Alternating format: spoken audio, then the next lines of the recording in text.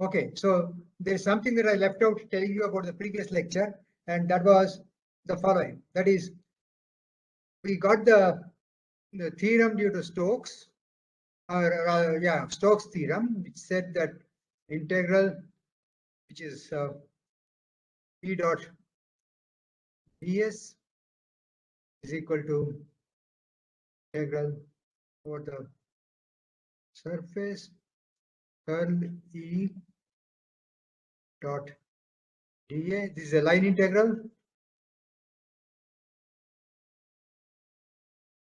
This is a surface integral. Now, let us see. Usually, electric field can be obtained as a gradient of a potential, right? As a gradient of a scalar potential.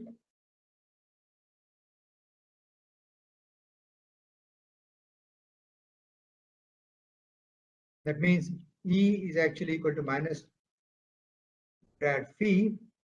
So if that is the case, then what happens is the following. Then integral over C E dot dA, sorry, E dot ds, because let me use the correct symbols, is equal to integral over this thing minus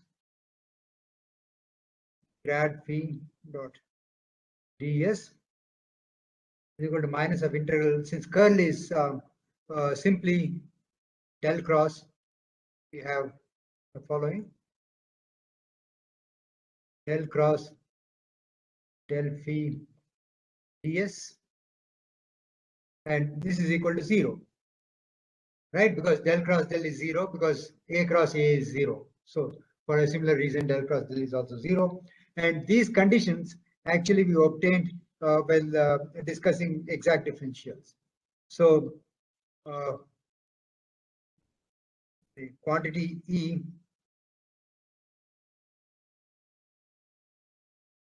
dot ds is an exact differential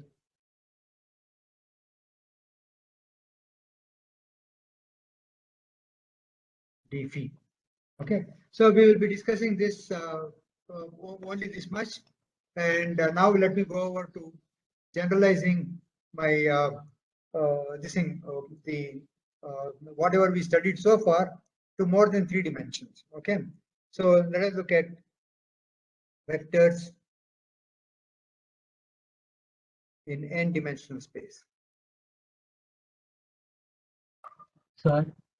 Yeah? Sir, could you explain how you got del cross del phi? I did not get it. In the... Yes, sir. What is curl? After that one, del cross del phi. What is Del curl? cross del phi. Oh yes. Okay. Okay. Okay. You must learn to think. Okay.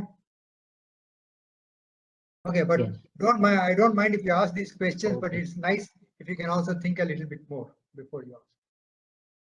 Yes. Sir. But you can ask any question. I have no problem. Okay. Sir. Okay.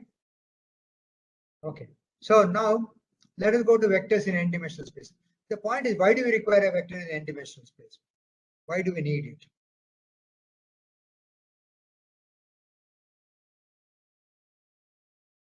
So right now, you know, what we did was, if we want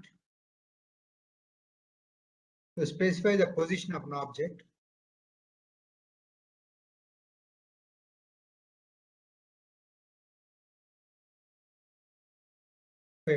say a point object, not necessarily point, but something in which things don't move, okay, then 3 dimensions is enough.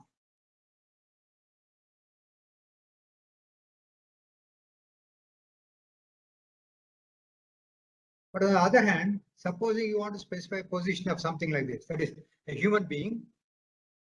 Okay, this is the best diagram that I can draw. Okay, so this person will have, let us say, let me give the elbows and other things a little. Knees and elbows I'll give.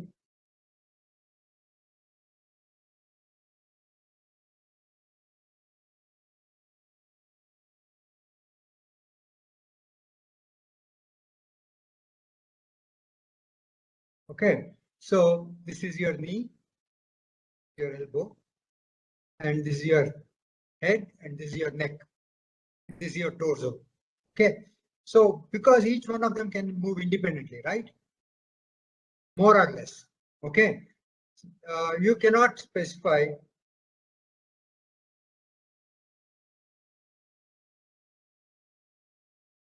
the position of this cartoon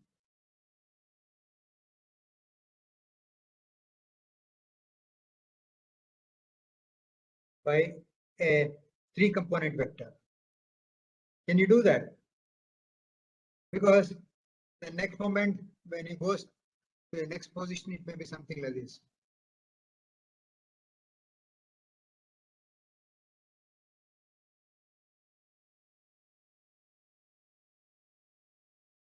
Okay, so things have changed. The hand position, the head position may have tilted also. So let me also tilt the head position.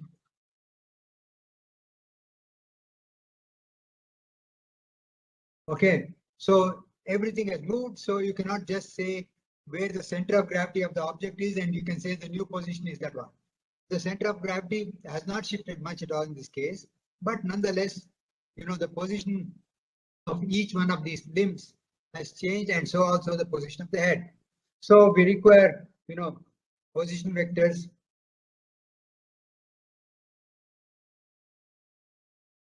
for the left hand, position vector for the right hand, position vector for the left leg, position vector for the right leg, and then a position vector for the head. Okay, so which means that actually I require 5 vectors to specify the position of the position in which the cartoon is.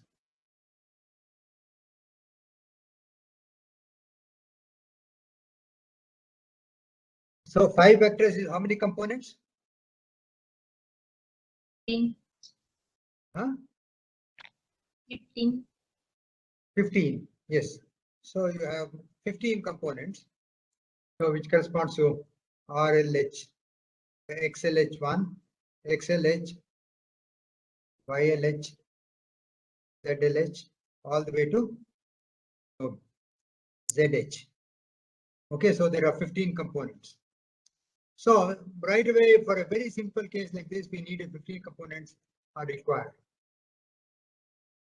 So as a vector, you require 15 of these components. And supposing I'm looking at positions of particles in a gas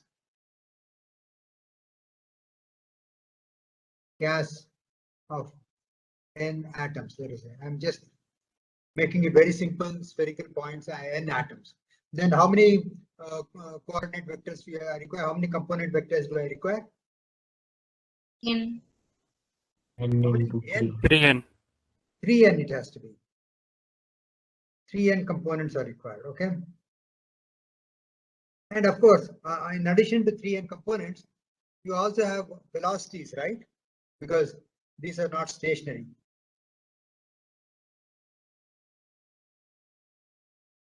One second.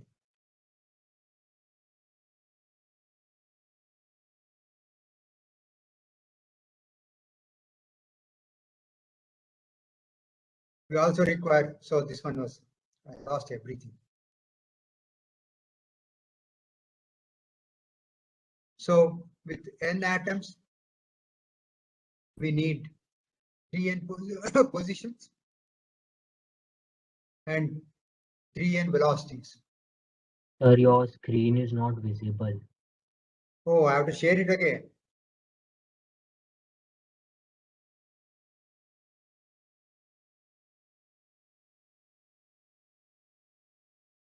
Is it visible now? Yes, sir. Yes. Yeah, I lost everything for some reason. I don't know why. So 3n velocities and 3n positions. So you have a 6n dimensional vector.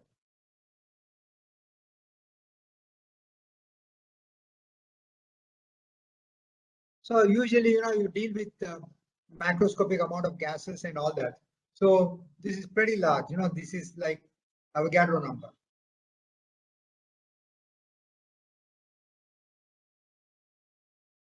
Avogadro number of components.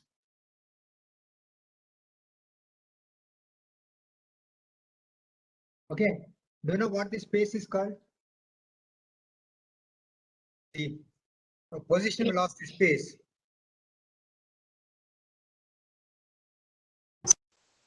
What is it called? Sir, gamma space. It's called the configuration space. Have you done statistical mechanics? No, sir. Okay, if you do statistical mechanics, you come across this in classical statistical mechanics. Okay, so now I have told you something about why we need vectors with very large number of dimensions. Now in these huge n-dimensional vector spaces, how do you define vectors?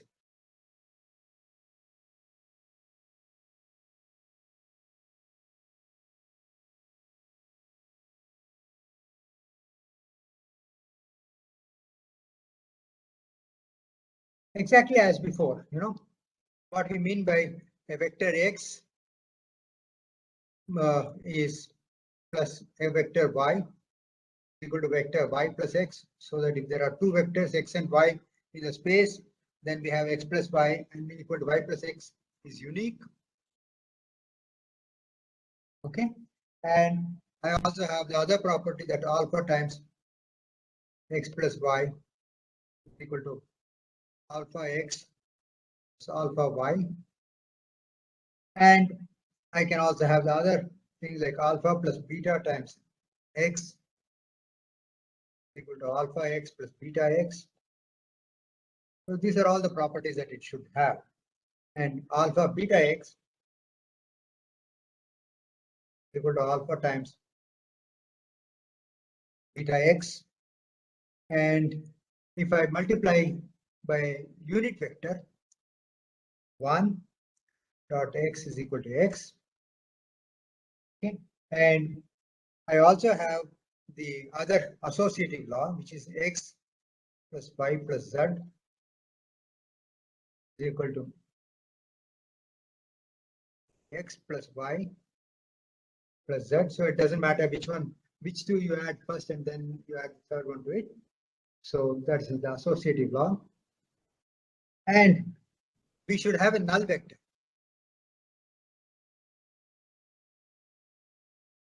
Call it 0, such that x plus 0 equal to x, okay, equal to 0 plus x. Okay, and you also have the other one, that is, if I take x, to this I add minus x, then I must get back the null vector. Okay, so these are some of the conditions. Okay, and then we also have to define inner products. Okay, and then we define the inner product in this way.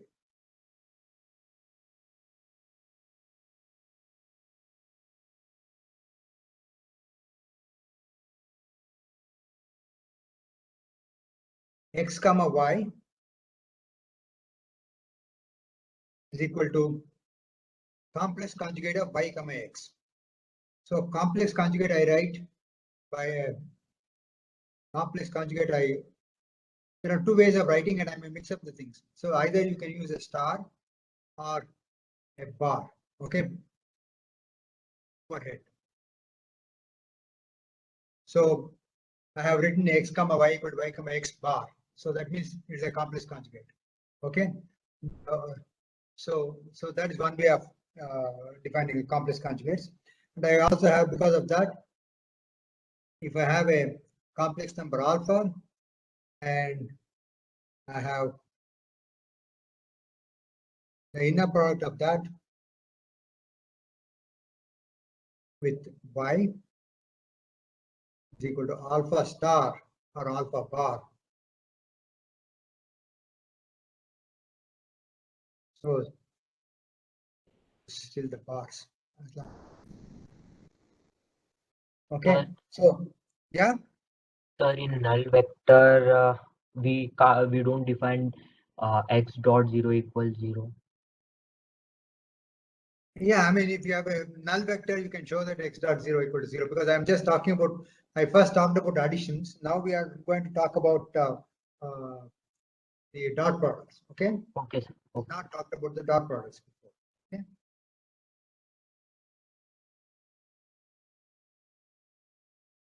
And I'll tell you how you can actually calculate the dot products of many component vectors. Okay.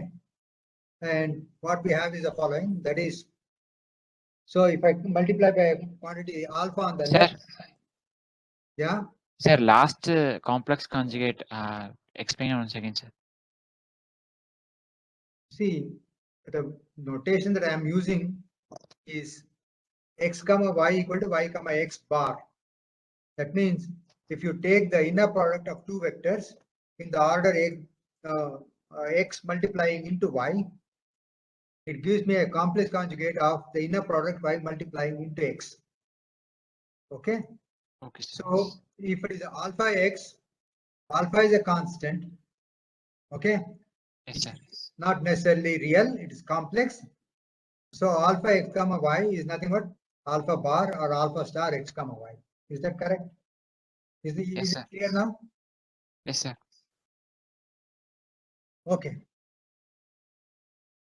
Next I have the inner product of two vectors. It is the inner product of the same vector taken with itself is always greater than or equal to 0, and actually equal to 0 only if x equal to 0. Okay. And then I have the distributive laws and all that. So which means that x plus y comma z equal to x comma z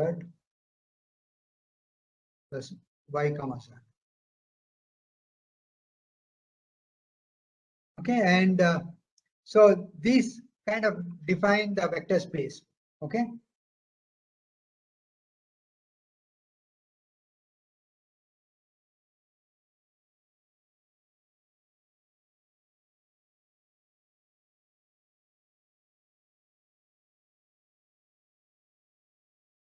Now, even in the vector space, we can have similarly, earlier what we did when we had a three-dimensional space, we had a three-dimensional basis, I1, I2, I3, right?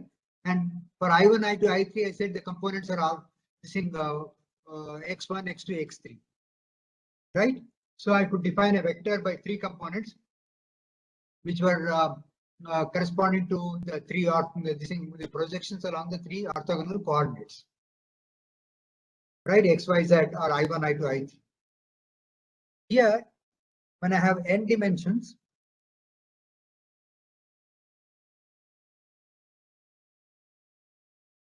we can also have vectors specified by an ordered array of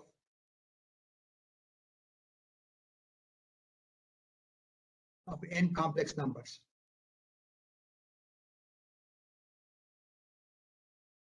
Because what we are considering is not necessarily a real space. You can have a real space as well. So which means that I can write down x as given by alpha 1, alpha 2, etc., alpha n. So earlier you would have had in a three-dimensional space, you would have had x1, x2, x3, or alpha 1, alpha 2, alpha 3. Now, because it is n-dimensional, I have n components, so I'll write down alpha 1, alpha 2, alpha n. Similarly, if I multiply this by gamma times x, okay, So what I get is, sorry, gamma is not a vector. Gamma is a scalar. When I multiply it by a scalar, gamma is a scalar. Then I have gamma alpha 1, gamma alpha 2, etc. gamma alpha n. So that is the vector. Okay. And if I have to add two vectors, if I have y, which is equal to beta 1, beta 2, etc., beta n, then x plus y is equal to z, that is given by alpha 1 plus beta 1, comma alpha 2 plus beta 2, comma alpha 3 plus beta 3, etc., etc., alpha n plus beta n. Okay, so that's how you define the the addition of two vectors. Now let us come to the inner products. So if I want to find out the inner product of two vectors x comma y, which I have given there, so this is equal to alpha 1 star beta 1. You remember, because on the left side, whenever I have x, I have to take the complex conjugate of the components. Okay, plus alpha 2 star beta 2 plus alpha 3 star beta 3 plus etc. plus alpha n star beta n. Okay, so this is the inner product. Now you see that inner product x comma x, write as norm x square. This is equal to alpha 1 star alpha 1 plus alpha 2 star alpha 2 plus alpha 3 star alpha 3, okay, plus etc. alpha n star alpha n equal to sigma over I equal to 1 to n modulus alpha I squared. So what can you say about this sum? Greater or equal to 0. Huh? Greater or equal to 0. Is it equal to 0? What did you say? Greater or equal to 0. Greater than or equal to 0. Okay, and when is it equal to 0? And alpha is 0. When all alpha I equal to 0. Okay, what does that mean? This is a null vector. That is norm x squared is equal to 0 only if x is a null vector.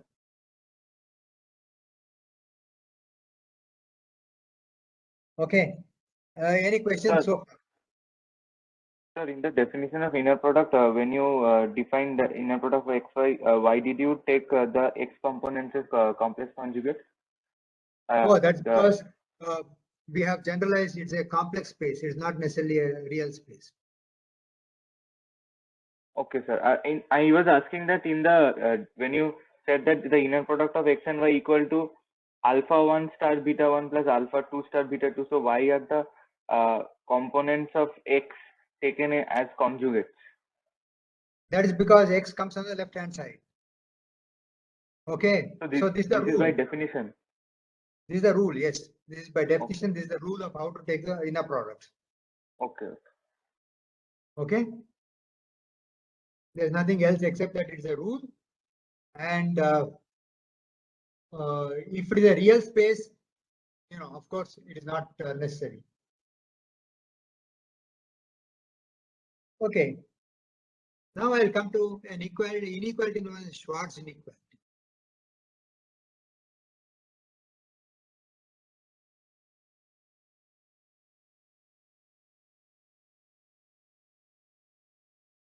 This is very similar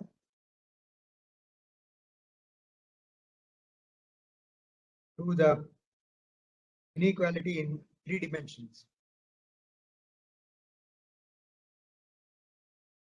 So what can you say about the this thing modulus of A dot B?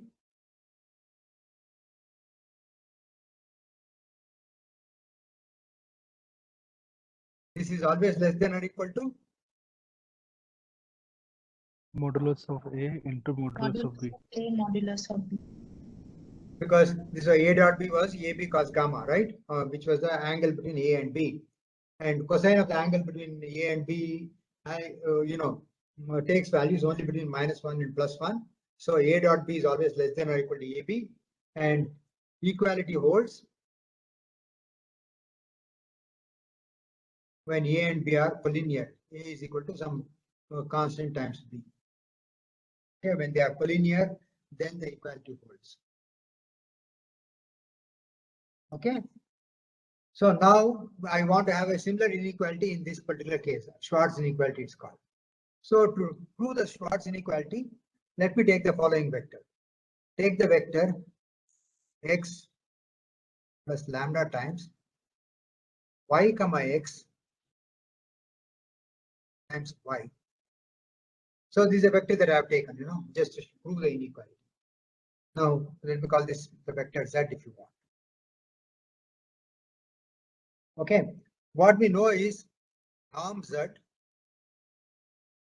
equal to norm of x plus lambda y comma x y is greater than or equal to 0, right?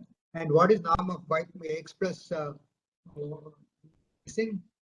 So this means that modulus of x plus lambda y comma x times y comma x plus lambda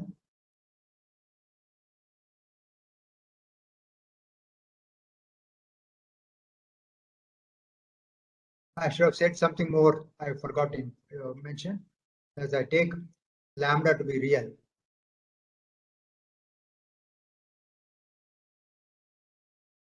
Okay, so I'm just taking lambda to be real, and x plus lambda y comma x times y greater than or equal to 0. And what is this quantity? This quantity is x comma x plus x comma, I can take lambda out here, y comma x y, okay, plus lambda y comma x bar, okay, times y comma x, okay, plus lambda square y comma x bar y comma x y comma y. This is greater than or equal to 0. Now why did I take y comma x bar?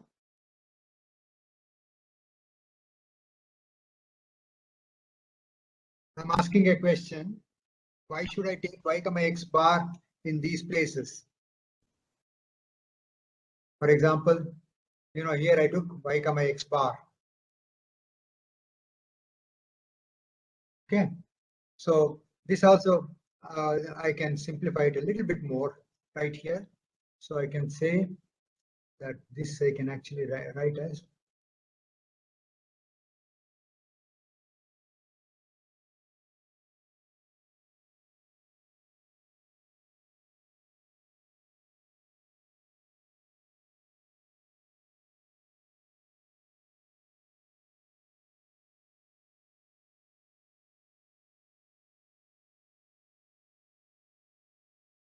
okay, because you see that when I take this inner product with this one, so I have x comma y I'll get, and then lambda is here, y comma x is here. And because it's on the right hand side, I don't have to take complex conjugate. Is that clear? Yes or no? No, sir. What is the problem?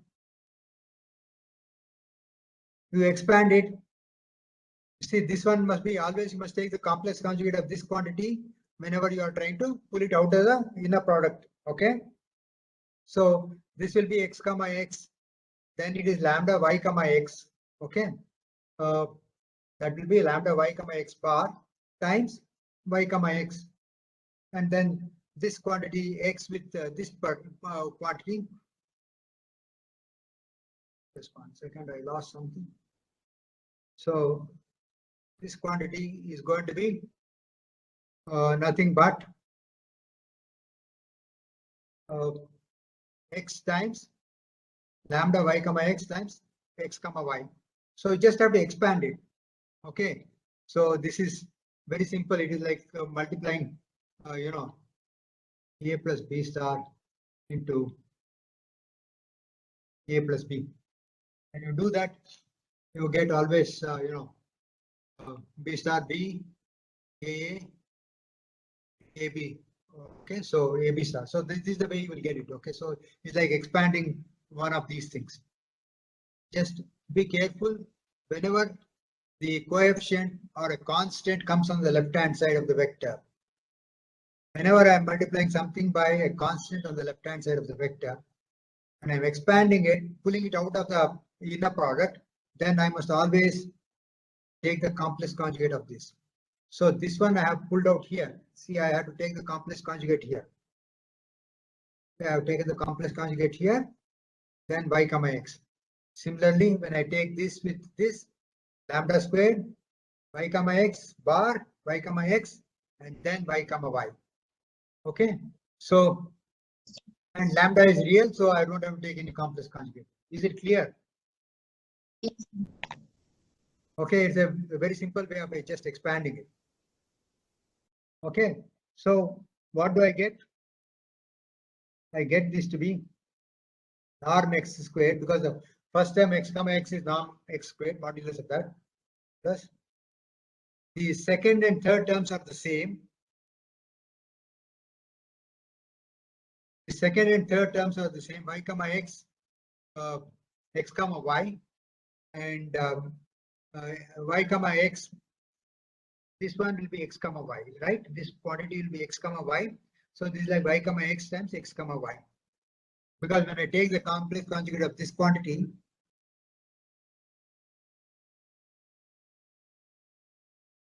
okay, that will be nothing but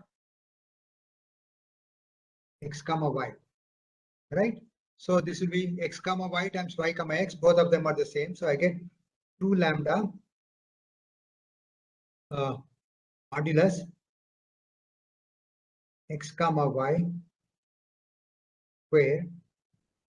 Okay, because I'm taking the complex conjugates and multiplying it, so it is modulus square plus lambda squared into modulus x comma y square to modulus y square. Do you see this? Yes, sir.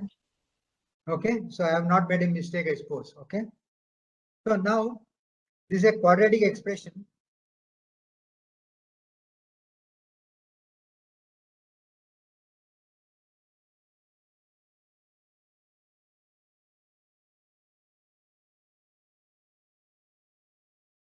So when is a quadratic expression positive definite?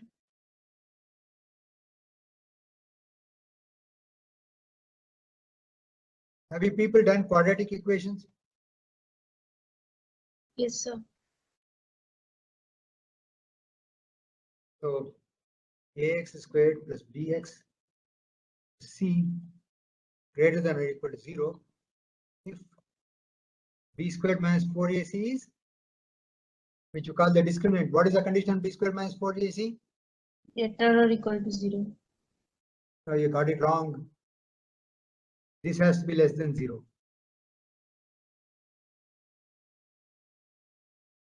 That's because I can write this whole quadratic expression q that I have, which is ax squared plus bx plus c. I can write it as q by a equal to x squared plus b by ax plus c, or I can write it as x squared plus b by ax plus b squared by 4a squared, okay, plus c minus b squared by 4a squared, and this is equal to x. So x plus b by 2a the whole squared, okay, plus, or I can write it as c minus b squared by 4a squared. This should be, this is q, therefore q is equal to a into x plus b by 2a the whole squared plus ac plus b squared by 4a should be greater than or equal to 0. So it means that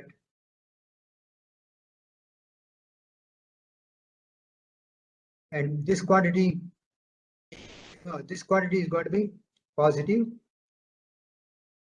Okay, if a is greater than 0, I'm assuming a is greater than 0. And then, which means that ac minus b squared by 4a would also be greater than 0, or b squared minus 4ac should be less than 0.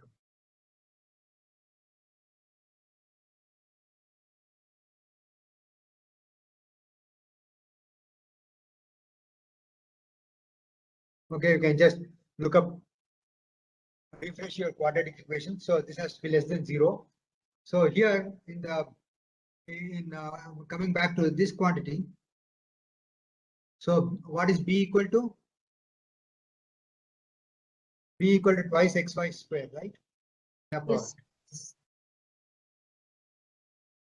So I have b is equal to 2 times x comma y squared.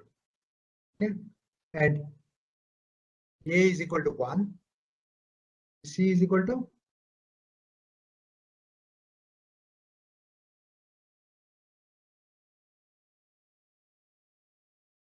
No, x square.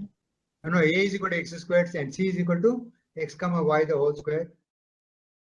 Sorry, No, a is equal to x comma y whole squared times modulus. This is modulus x squared. Okay.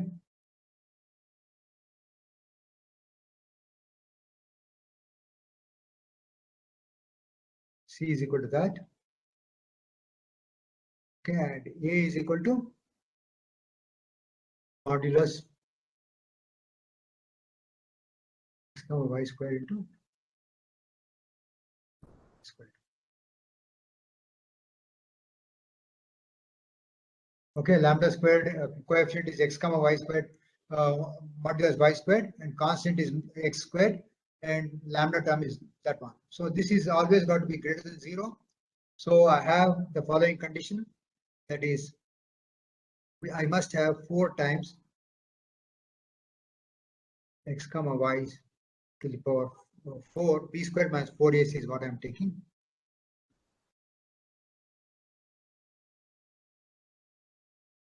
Okay, minus 4 times norm x squared, norm y squared, norm x, and to inner product x comma y, the square should be less than 0, less than or equal to 0, or it means that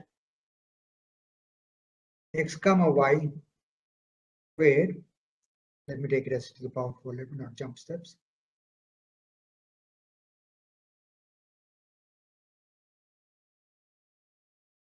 Power 4 is less than or equal to, I can take the thing on the right side.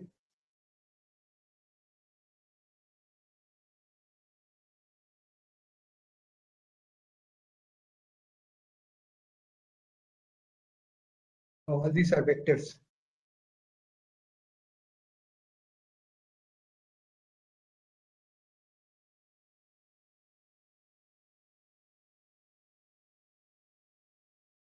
Okay, so now I can cancel out x comma y squared. So I get x comma y inner product, square of that always less than or equal to norm x squared, norm y squared, right? It also means that x comma y is less than or equal to norm x, norm y. So this is called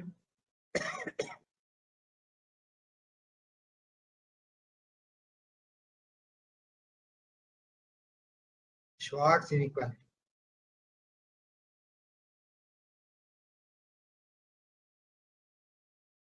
How many of you had heard of this?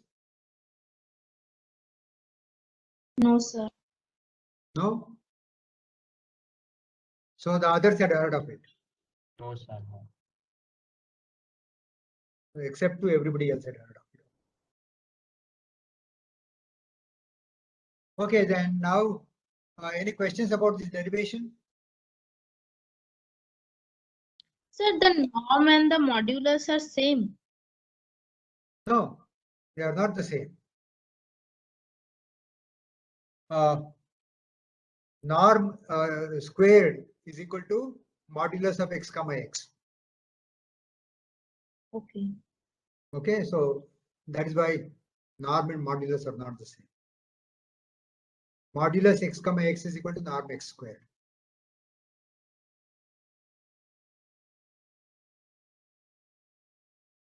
Okay, and do you see that this is very much like the inner product of two vectors where we had this thing that we had a dot b less than or equal to norm a.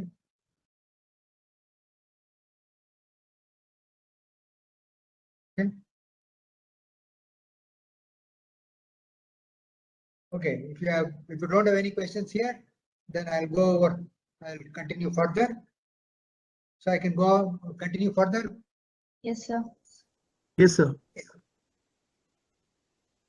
Now what I'm going to do is introduce concepts of what are called linear operators. Now before that, I'll introduce concepts like linear dependence and independence of vectors.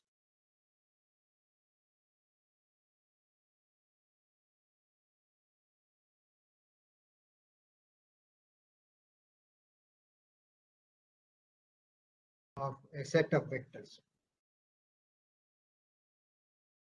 Okay, now I'll ask you this thing example. That is, if I give you three vectors in a plane, okay, can I always express the third vector as the sum of the other two?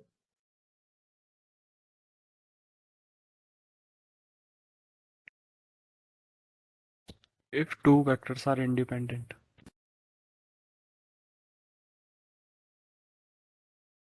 Sorry, again and again losing the file.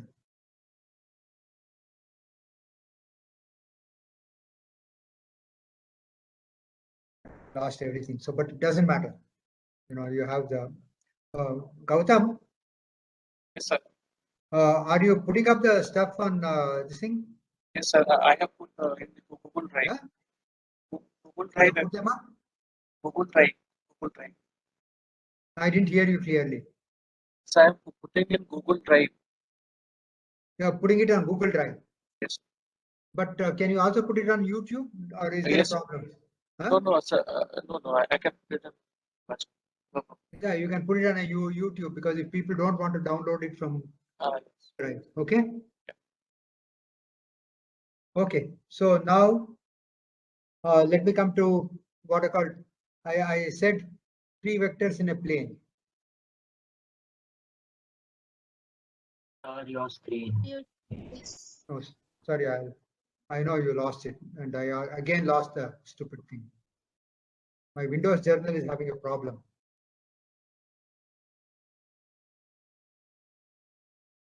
Okay, so let me share it with you.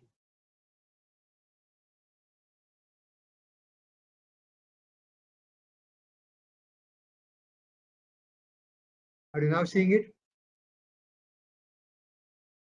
Yes, sir. Yes, sir. Okay, so we lost up to this. Whatever I did about linear vector spaces, I lost. So now let me say that I was talking about three vectors in a plane. Oh, I'm again having problem with this stupid OneNote. Okay, let me try to go for some other. Let me go for a different software. Okay.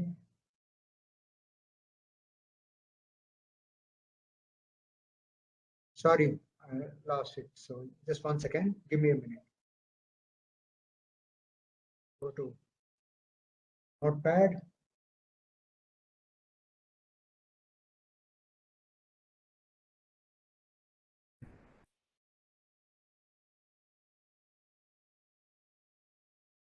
Section.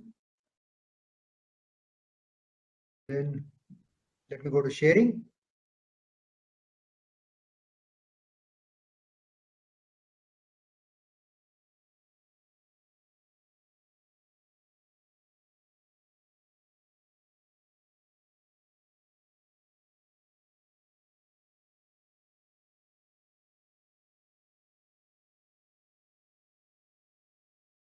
Okay, now can you see the screen?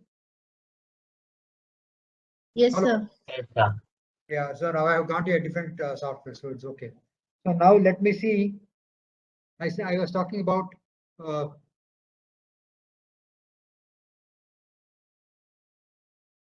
three vectors in a plane. Okay, so I give you, for example, the three vectors that I'll give you are 1, 1, 0, 2, okay, and 3, 1. Can I express any of these vectors in terms of the others?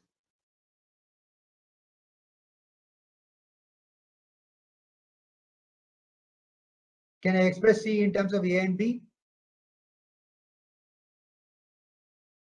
Can you hear me? Yes, sir. So can you express C in terms of A and B? No. No? Why Yes. not? If they are collinear, we can express it. Should they be collinear? Linearly. If they are not Can't you express C in terms of A and B? Yes, sir. 3 times A plus B. C is equal to 3 times A minus B. Right? So what is 3 times A? It is 3, 3 minus B is what? 0, 2. Okay. And this is going to give me 3, 1. Yes, sir. Right? So you only have two vectors in a plane. These should be non-collinear to express all other vectors. Can take any other vector in the plane to express all other vectors. So that's the reason why, for example, just x and y coordinates are enough. Okay. How do I get to the next page? Just 1 second. I have to get used to this damn software.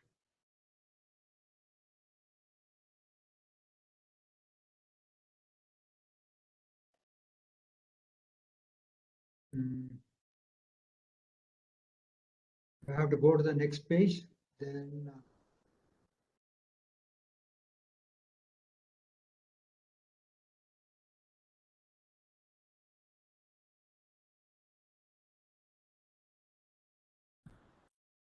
could do that on the computer. So okay, so in a plane,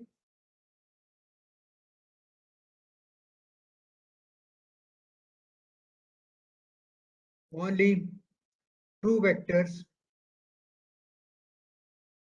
which are non-collinear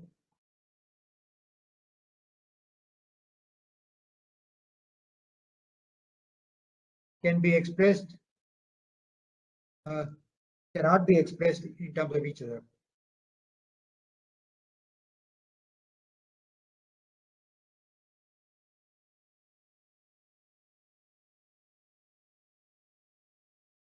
So what it means is the following. That is, if I take, say, two vectors A and B which are non-collinear, then C times A, C1 times A plus C2 times B, if that's equal to 0, then C1 equal to 0 and C2 equal to 0. Right? Was there any way you could have, say, for example,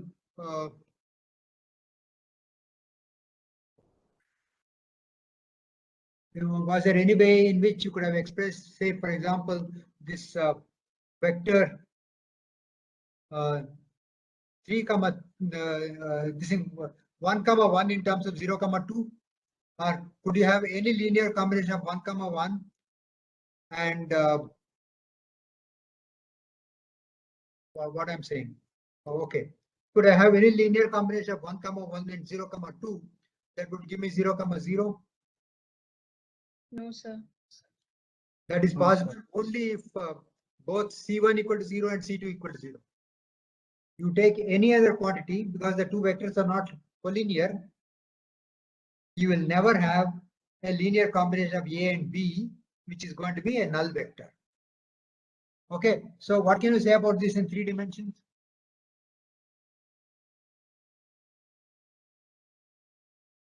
So what can you say about this in 3 dimensions? C1A plus C2B plus C3C is equal to 0. See, 3 non-coplanar vectors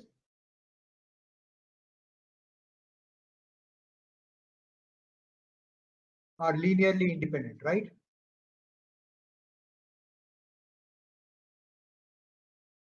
So if A, B, and C are 3 non-coplanar or non-coplanar,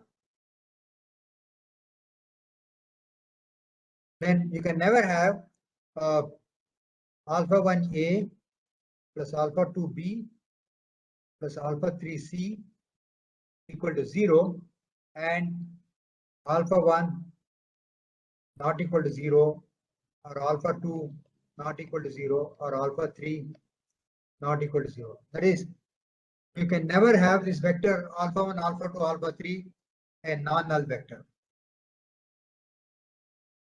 All the coefficients have to be 0 if the sum of these 3 non-coplanar vectors have to be 0.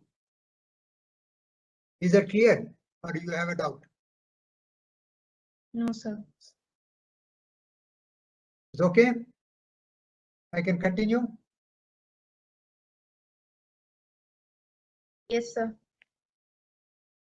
Okay, so similarly, what I'm going to be having is, supposing I have n vectors.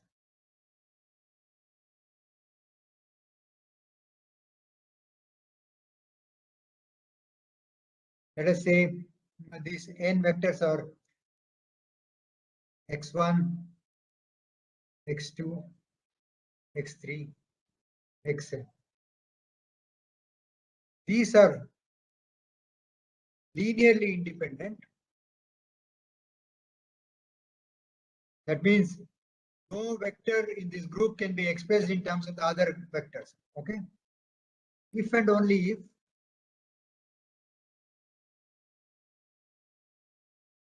if alpha 1 x1 plus alpha 2 x2 plus alpha 3 x3 plus alpha n xn equal to 0 is possible only for alpha 1 equal to alpha 2 equal to alpha 3 equal to alpha n equal to 0.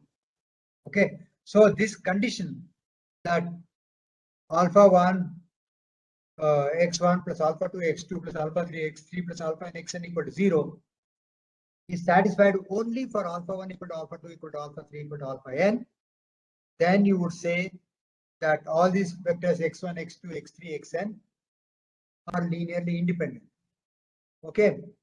If not, what happens is, supposing you can find some set of alpha 1, alpha 2, alpha 3, alpha n for which are non-zero, for which this expression is going to be 0, then what happens is you can take any vector on the left hand side and transpose all the others onto the right hand side, And so you can express any vector in terms of the remaining vectors, right? Do you follow it? Yes, sir. Any questions? So for example, if that is not, if any of the alphas are non-zero, any or all,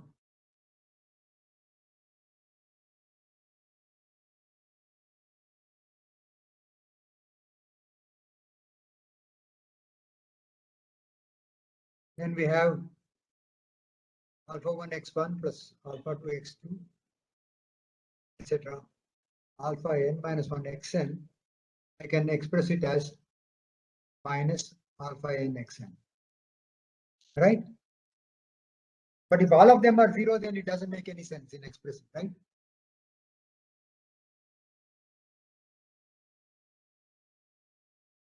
I don't see any response from you. Yes, sir. Anybody else has a question? So Sir, alpha n minus 1, x n minus 1. Yeah, x doesn't, yeah, okay, xn minus, yeah, correct. Sir, in the three-dimensional scenario, if A, B, C are linearly independent, then alpha 1, alpha 2, and alpha 3 should also be equal to 0. yes. Yeah, if you want to find a sum, that is, if I give you these three vectors, x, y, and z, let us say, okay, or as I have always been writing, you can write it as I1 to I3, okay. So if I1 plus I2 plus 3I,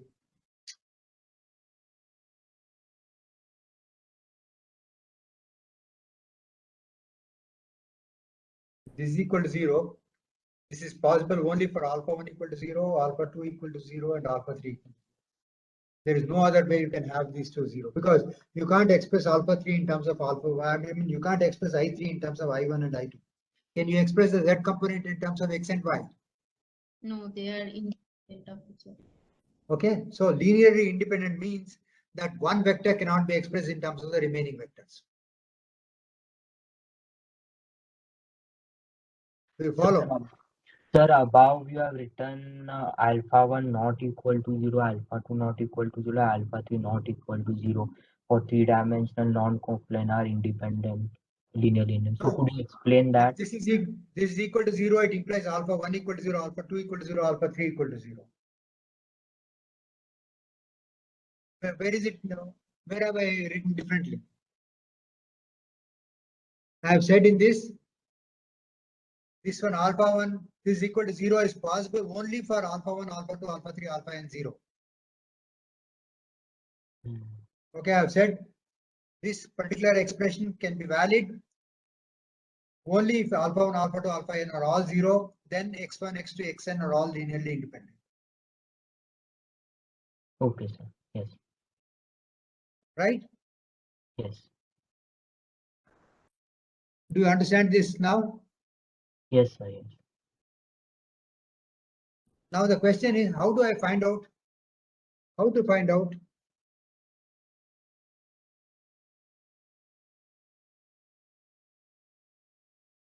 if a set of vectors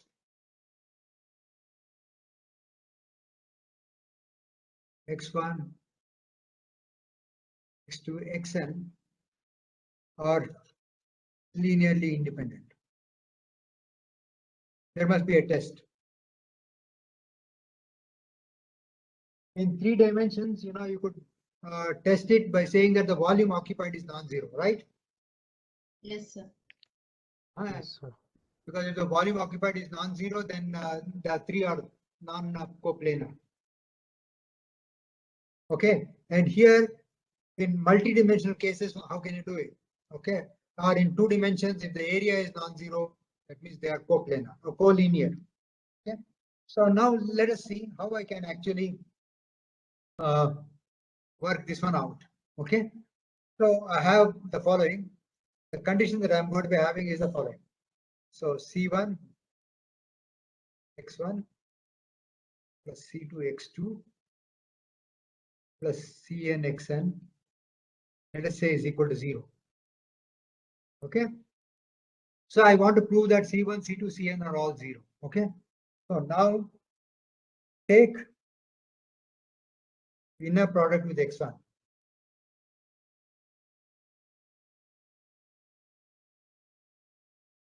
So I have C1 x1 comma x1 plus C2 x1 comma x2 etc plus Cn x1 comma xn equal to 0, right? And then I'll take an inner product with x2.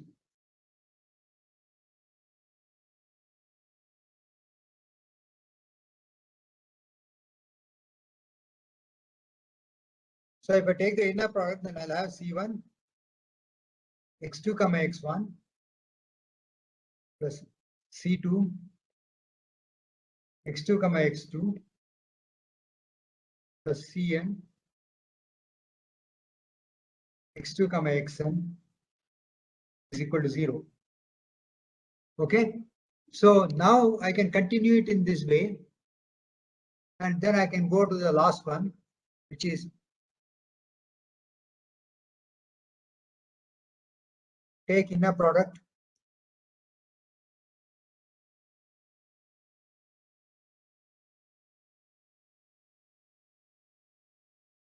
with xn. Then I get C1 xn x1 plus C2 xn x2 plus etc plus Cn xn equal to 0. Okay, so now I have got n equations.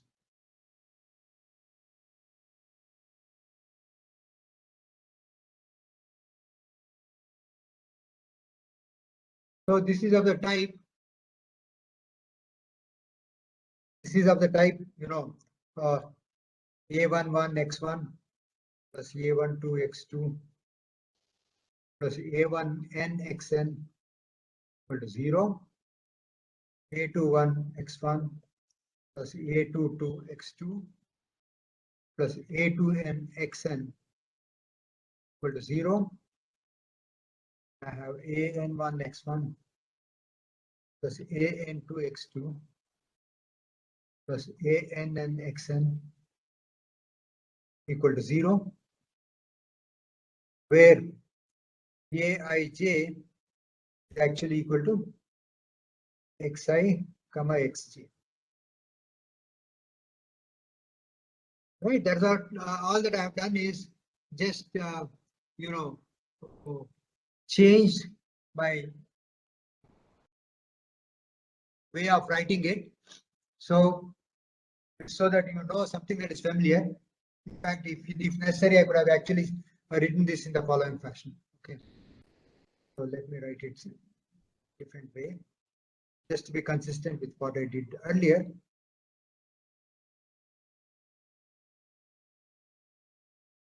So I will write it as T1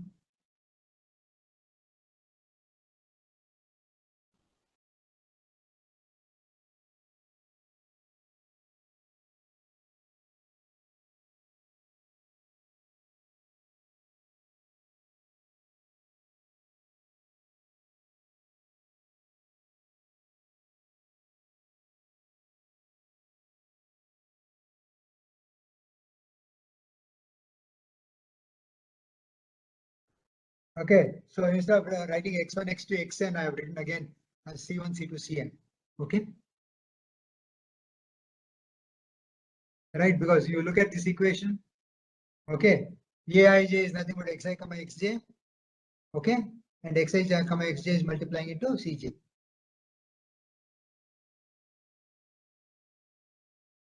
Okay, now this is the above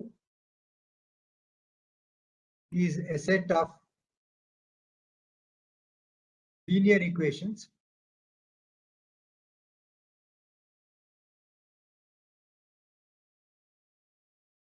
with n unknowns and it is homogeneous.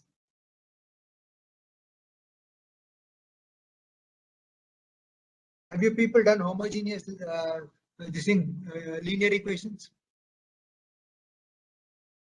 Have you people studied homogeneous linear equations anywhere? Yes, No, sir. sir. You have studied? We will come back to Yes, these sir. homogeneous linear equations and others very soon. So this I can actually write it in the form A times C equal to 0. A is the vector x1, x1. I mean matrix rather, x1, xn, x2, x1.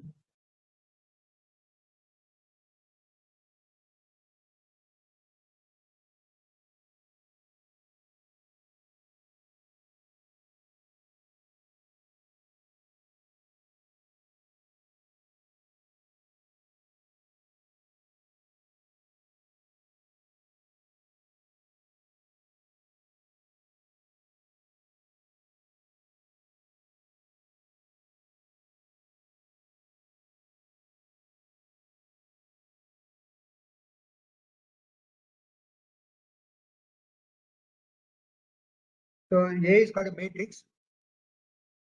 A is an n by n matrix.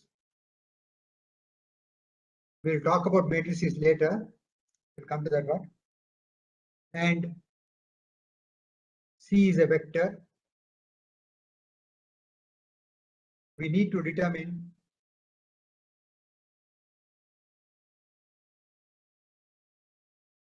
C from the above. Have you people heard of Kramer's rule? How many of you have heard of Kramer's rule? Sir, we have heard. Yes, sir. Yes. We will talk about Kramer's rule later, but right now, I will just state it without going to the proof. So what it says is that the solution C is trivial if determinant A is non-zero.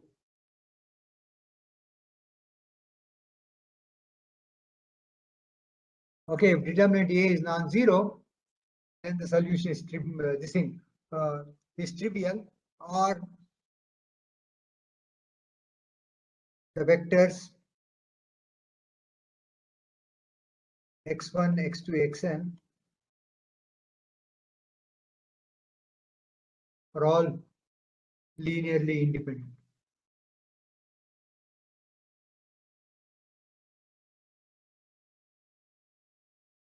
This is known as Graham's determinant principle.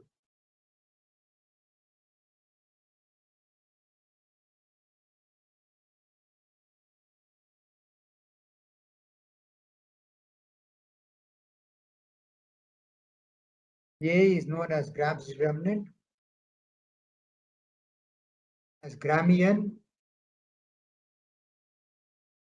or Graham's determinant.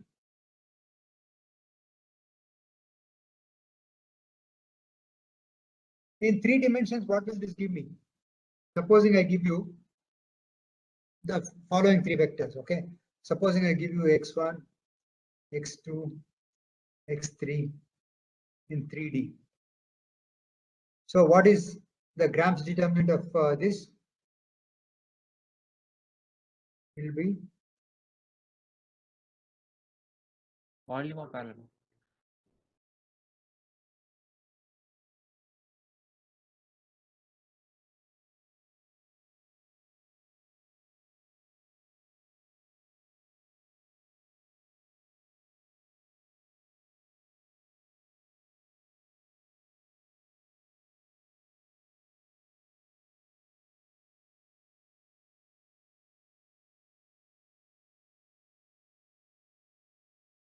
So it will give me the volume of the parallelepiped, right?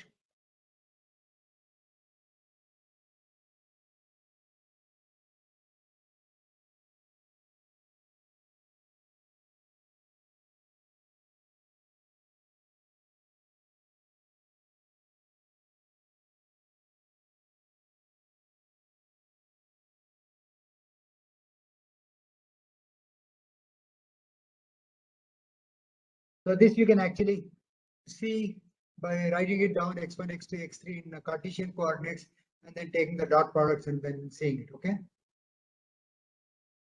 So what the Gram's determinant gives is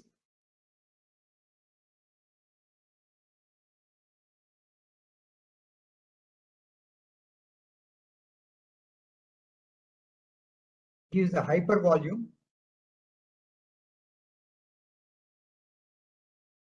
of the using parallelepiped of the hypercube or the hyperparallelepiped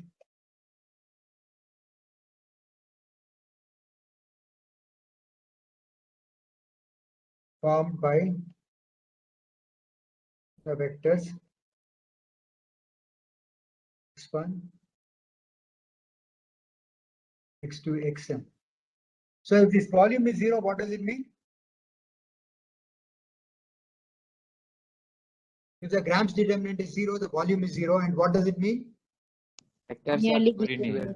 equal. Vectors are linearly dependent, or else, just as if you have non-collinear or non-coplanar vectors in 2 and 3 dimensions, similarly you have a linearly dependent set of vectors. Okay. And any questions so far? Sir, what is hyperparallelepiped? Hyper means if I am having 3 dimensions, I have a parallelepiped, right? Yes, If sir. I have 4 dimensions, what do you call in 4 dimensions? Parallelepiped. As you go to higher and higher dimensions, I call it hyper. Okay, sir. Okay, it's just a nomenclature. Okay, any questions so far? No, sir. Now the question that one asks is, given a set of vectors,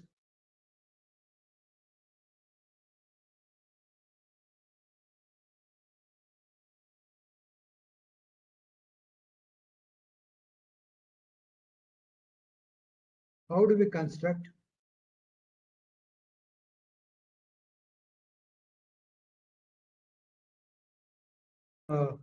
orthonormal vectors which span the space?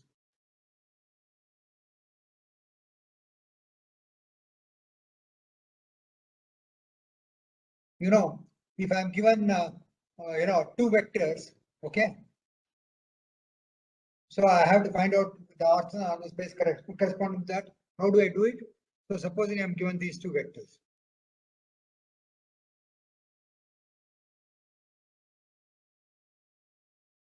How do I get I1 and I2?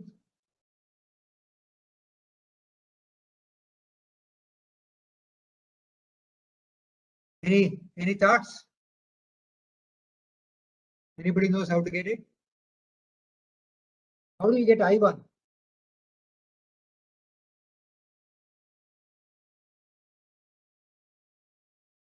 R So vector by modulus of R vector. Huh? Say it again. The x1 vector by modulus of x1 vector. Absolutely correct. So this one will be x1 divided by norm x1, right? And how do you get I2?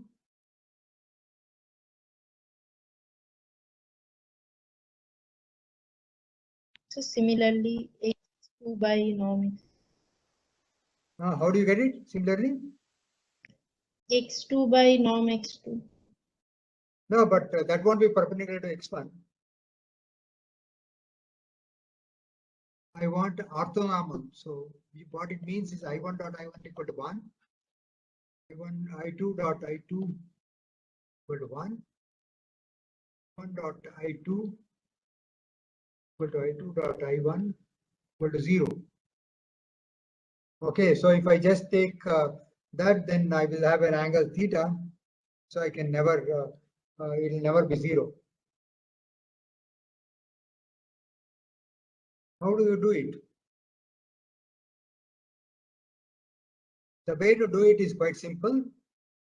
You take this vector x2, project it onto x1. Okay.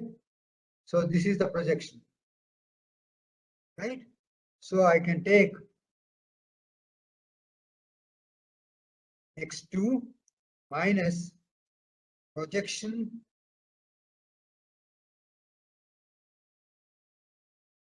x2 on I1, okay, divided by the length of this. This should give me I2, right? Okay, because look at this. When I say projection, I have this vector, right? So I have this vector can be written as going along I1, a distance which is projection of I2 on I1, and then going vertically up. Okay, so this will give me I2 is equal to some alpha times I1 plus beta times I2. And alpha is nothing but projection of x2 dot I1. Right? Yes, sir. Do you follow? So what I have to do is the following. That is, I have to take x2 prime is equal to x2 minus of x2 I1 times I1. Okay, and I2 is equal to x2 prime divided by norm of x2 prime. Okay, so that will give you right away the I2 which is perpendicular to I1, and also I have obtained two orthonormal vectors I1 and I2. Can you see the logic? Any questions at this point? No, sir. The logic is very simple. Just taking I1 is the first non-zero vector you take, and you take the norm of that non-zero vector, divide the vector by the norm of the non-zero vector. That will give you I1. To get I2, project x2 on x1. How do you project it? You always take inner product, okay? Because the inner product, the projection of A on B is A on B projection is nothing but A dot B divided by norm B. Right? Because AB cos theta is, so this will give me A cos theta, right? Okay. See, AB cos theta is going to be the inner product. Okay. AB cos theta divided by length of B is A cos theta, and A cos theta is a projection along I1. Do you see that? So this is cos theta. So I have the vector of length x1. X1 times cos theta is this vector, okay? And I have to subtract from x2, x1 times cos theta times x1 divided by length of x1, which is I1. Is that clear? Yes, sir. So now I can actually show that I2 and I1 are perpendicular, okay? So to show that, what I will do is take I2,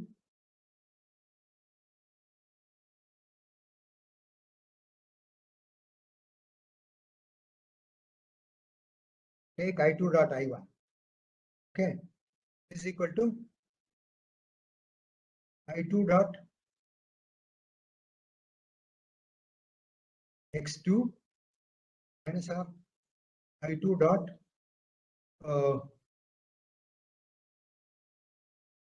x2 dot x1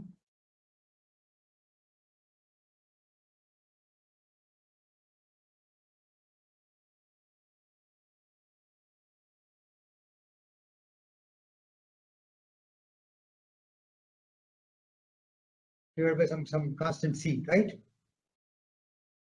And what is this going to give me? Sir, how did this come?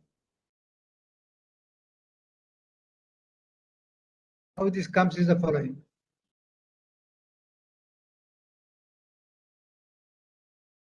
I said, I already said this, no? X2 prime is equal to what? X2 minus X2 I1, right? So I2 is X2 prime divided by norm of X2. I'm taking I2 dot I1.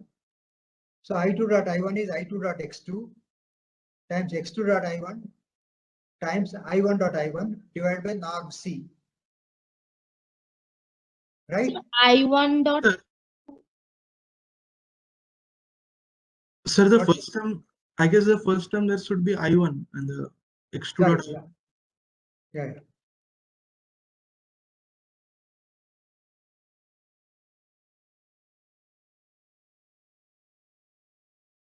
Okay. Now I1 dot I1 is equal to 1, right? yes. So this quantity is 1.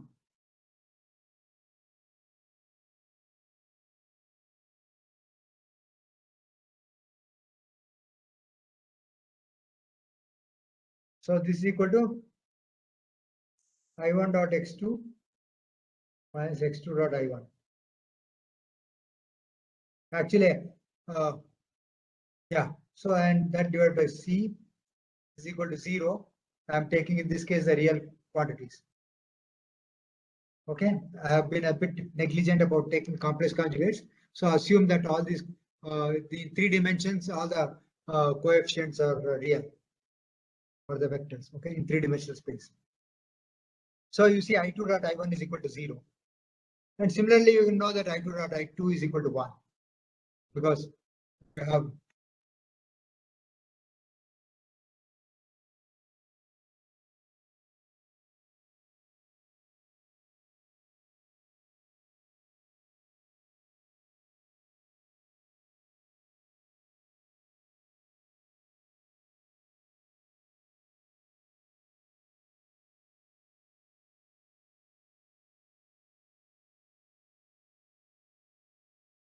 okay. And what will this give me?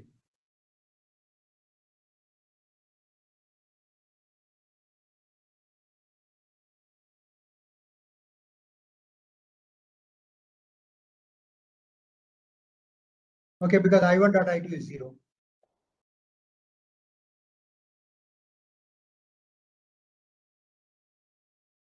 Okay. Because you have just taken the vector I2 and normalized it. Any questions so far? Okay, so we will come back to this Graham's determinant principle at a later time because we will use it. It's one of the most important principles. So what we have is the following. A set of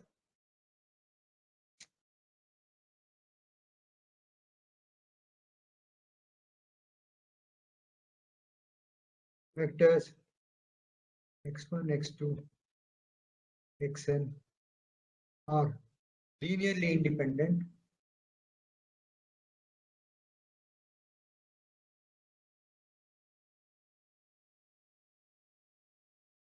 if the Graham's determinant is non-zero.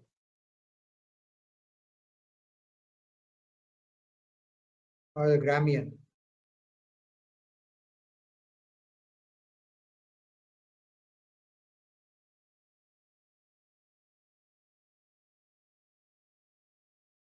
Okay, so that's how you test whether a set of vectors are linearly independent or not. And if one carries out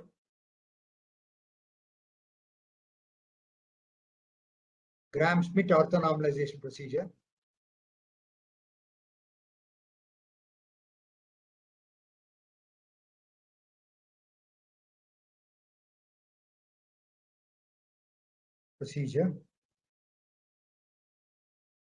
where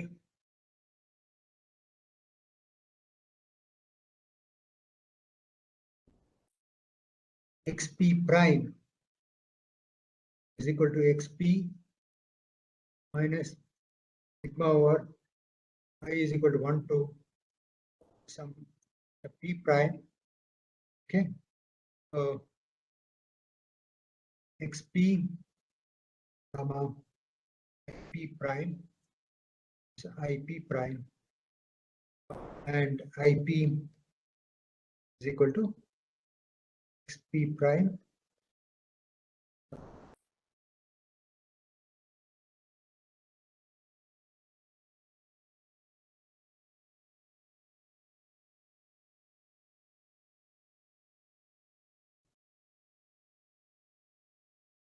XP prime. So this is IP prime plus 1. Okay, so what happens? I'll just explain to you what I'm writing. Okay.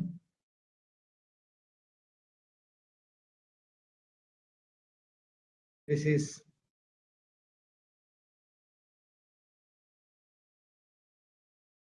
the Gram-Schmidt orthonormalization procedure. See, what you do is you take the first vector, take its norm, that gives you I1. Take the second vector, project it onto I1, and then subtract this projection. If the resultant vector is 0, then it means vector 2 is collinear to vector 1, and so you throw it out. Go to the third vector. If the resultant vector after projection of, say, vector 2 onto vector I1 is non-zero, then what you do is you take the difference between x2 and then the projection of x2 on I1, and then subtract it, and then you take the norm of the resultant vector, divide the vector by the norm of the resultant vector, that will give you I2. Okay. And the reason why I have put a prime on these indices is because if some of the vectors are expressed as linearly dependent on the previous set of vectors, then you will get a 0. So I will count them out. I'll give you examples to work out from where you can actually find out, the linearly independent set of vectors or orthonormal vectors from the Gram-Schmidt orthonormalization procedure. So the idea is to keep on projecting out the projection of a given vector on the previous orthonormal vectors and subtract them. So if you have subtracted out all the projections, which is I equal to 1 to P prime, then the resultant vector is going to be orthogonal to all the previous vectors because you have subtracted out the projections. And then if the resultant vector is null, then you have no case. If the resultant vector is non-null, then you divide it by the norm of the resultant vector, and that will give you the next orthonormal vector. Okay, so this is how you do the orthonormalization procedure, and I will give you a homework assignments from where you can actually find out the orthonormal set of vectors. Okay, this is something that's being used quite frequently by many people in numerical studies. Okay, any questions?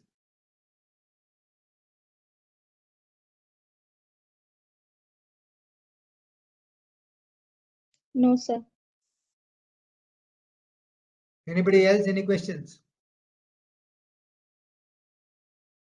No, sir. Okay, so Would I'll you stop suggest- here. And, yeah, Sir, what's could it? you suggest a book where we can read all this? Okay, so there are a couple of places you can look. One is just will. Okay, that is mathematics of physics and physicists and engineers.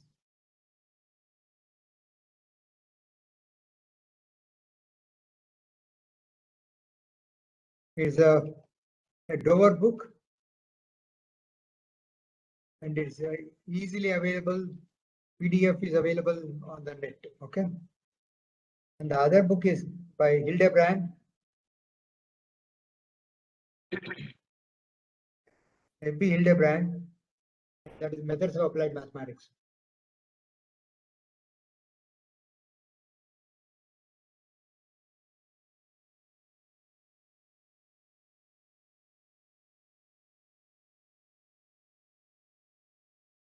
Okay, so these are the two books from where you can actually read about these. Any questions?